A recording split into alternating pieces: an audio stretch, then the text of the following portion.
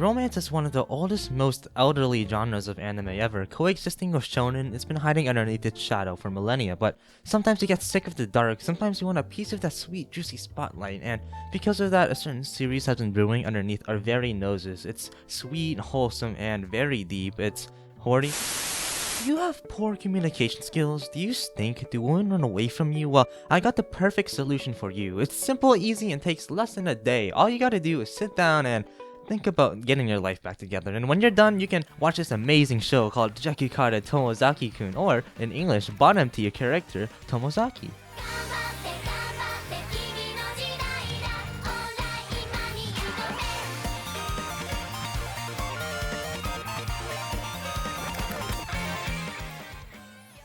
Tomozaki is your average ideal gamer, only earning the title as the best Booper Bash Bros player in Japan, which I'm pretty sure many of you could relate, and like how most of you could also relate, he's a loser, a nerd, geek, incel, a typical average smelly little gamer that receives the face of disgust every time he walks by someone in the hallways. Not that I also experienced that myself or anything, and because of having little to no social cues, he blames the world for being so unfair towards him, calling it a stupid pay-to-win game. He strays further and further from society, creating a never-ending cycle in which he will never try to escape from. But one day, he plays against No Name, the second best Booper Bash Bros player in Japan. Getting curious about who that special someone is, Tomozaki decides to go out of his comfort zone and invites her to hang out, in which he realizes that she's actually a girl. Those things, yeah, and on top of that, she's Hinami, one of the best and most popular students in his school. Getting offended about Tomozaki's gamer stench, she decides to help clean him up and implement him back into a decent member of society. Similar to the structure of an RPG, Tomozaki receives quests from Hinami in which he has to complete before a certain time frame. Bringing out his inner gamer, Tomozaki decides to take on these quests and beat the game he calls life.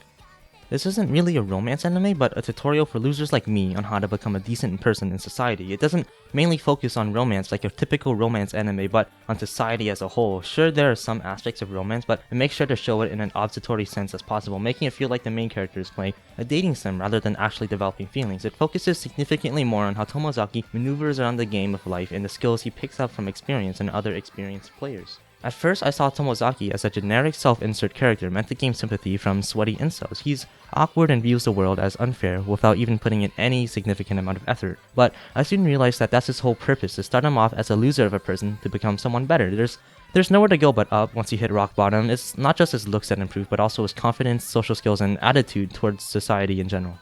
Tomozaki also uses the fact that he's a pro gamer to give him opportunities to succeed, which I think it's pretty cool because most shows use the aspect of the main character being a gamer or an otaku as a tool of relatability, but they actually use that fact of being a gamer more than just that. I don't know why, but it makes me feel happy inside. Whenever I see him relate real life things into game mechanics, seeing life portrayed in something that I can actually connect to makes me also want to play this so-called game of life as well. Hinami is the opposite of Tomozaki, where she has a lot of friends, is in a club, and has good grades. Her socializing skills are extraordinary, and while being double-faced, she's also kind to the people she cares about. She serves as a sensei for Tomozaki, giving him quests to complete. It's also truly terrifying how much information she can learn from just observing people and their social cues. I know it's just an anime, but like, damn, this girl should have been on Death Note.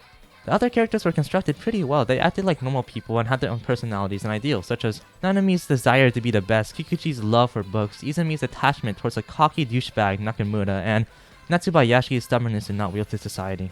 Each character has their own personality and look. All their clothing matches their personality. Take for example, Hinami's casual drip.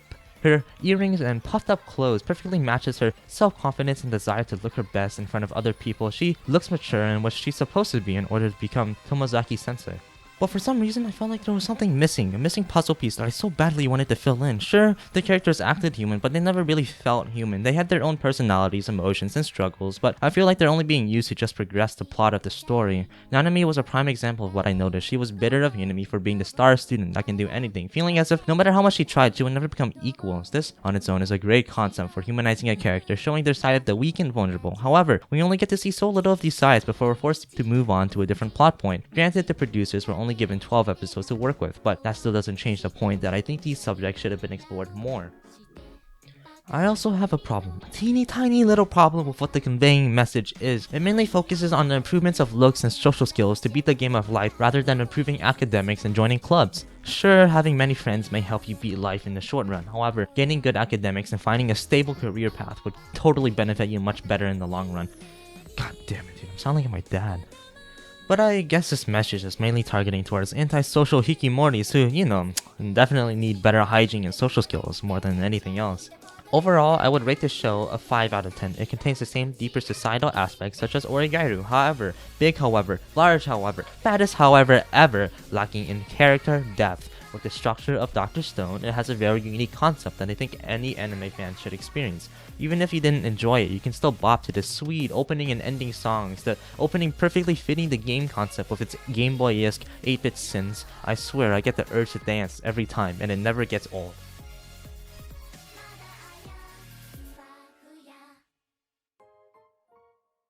Hello, Basement K Dizzle here. I promised another review by the end of this winter season, and I barely delivered on it. I hope you enjoyed this review. It's so far my proudest ones out of the 3, and that's basically all I have to say. K Dizzle's got a dip.